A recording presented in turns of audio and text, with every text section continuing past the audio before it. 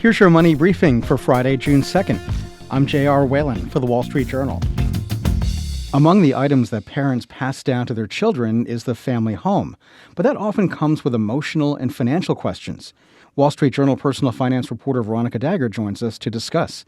So, Veronica, why do parents often choose to leave the family home to their children, and how common is it? Well, it's a common way to transfer wealth. There's no recent data that tracks home inheritance nationally, but we hear from realtors, we hear from advisors that people continue to do this. It's a nice way to leave a legacy financially to your family, and you're hoping also maybe the people hold on to the house. That's often not the case, though. More than 3/4 of parents plan to leave a home to their children when they die, and that's according to a 2023 Charles Schwab survey. But on the flip side, children are often reluctant to sell, but finances and simplicity of unloading the property often win out. So nearly 70% of those who expect to inherit a home from their parents plan to sell it, and that's according to the survey as well. So people want to get rid of the house. Yeah, leaving the house to the kids is one thing, but do the kids actually want to take on ownership of the family home? It sounds like there should be a conversation or two about the house as part of an inheritance. What kind of financial questions should be on the list? You got to think about, if you're the inheritor, can you afford this house? We're dealing with rising costs of renovation. Property taxes are higher in many areas of the country. Utilities are more expensive. Not to mention, there's no official stats on this, but in general, what I hear from advisors is that people tend to inherit the home when they're in their 50s or 60s, sometimes a little earlier. But by that point, many inheritors already have their home. They're already established in a state, perhaps a different state than where their parents have the home. And so this would be an additional cost. And these are people who don't need another home to take care of. And so it's not so attractive to people, even though it is a tight real estate market. These people already have homes, so they don't necessarily need it. If you have school-age kids, you don't want to have to uproot your kids and move across the country just so you can say, oh, yeah, I took on my parents' home. So the high prices of homes have also made it very motivating for heirs to sell. If you can get top dollar for your parents' home that is in a hot location, why wouldn't you sell it? And then financially, if the parents have owned the home for decades, then the mortgage could be already paid off. And that would ease the financial burden on siblings if they wanted to keep it in the family. Absolutely.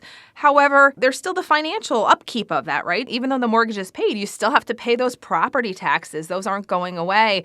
And you still have to deal with all the other costs. Again, if you're in a different state, you have to deal with security. If you're going to be renting this out to another family, you have to make sure they're going to pay their bills, going to maintain the property properly. If the house is going to sit empty, who's going to watch it? How are you going to make sure squatters don't come around? I mean, we've heard those kind of crazy stories. So there's a lot of considerations to think about. In general, a lot of the heirs we speak to are saying, you know what, I appreciate the gift from mom and dad, but I'd rather take this house, sell it, than use the proceeds to do something like fund my own retirement or my travel goals or my kids' college education. Like, there's so many other things that I want and I can do with this money that I would receive from the proceeds of this house. It just makes more sense for me to step away and sell it. And when you think about it from a generational standpoint, let's say the parents bought the house in the 60s or the 70s, tastes and styles have changed. Completely. So a lot of the older generation, and I mean people maybe in their 70s or 80s in general, I'm hearing from advisors, have been a bit more conservative with their money. They may have not updated the house, or maybe they just have different tastes. They might like wood and traditional materials in the house, whereas some younger folks might want a more modern look, kind of that farmhouse chic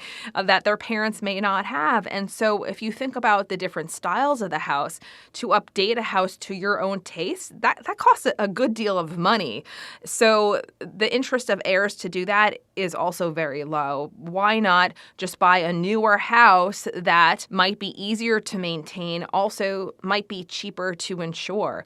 What we're seeing in certain areas of the country, like the coasts, places like Charleston, some areas of Florida, even California, some insurers are pulling out. They are making it very difficult for people to get home insurance, not to mention flood insurance. And if they do, you're going to have to pay top dollar in order to get that insurance. So if you don't have insurance, that's all the more reason to get rid of a house because it's just so risky. All right, so let's say ownership has transferred to the siblings and they want to keep the house, but one sibling wants to buy the others out. What should they keep in mind regarding that process? You want to make sure you're going to use a reasonable valuation method for the house. So everyone's going to agree on the price you're going to ask for it.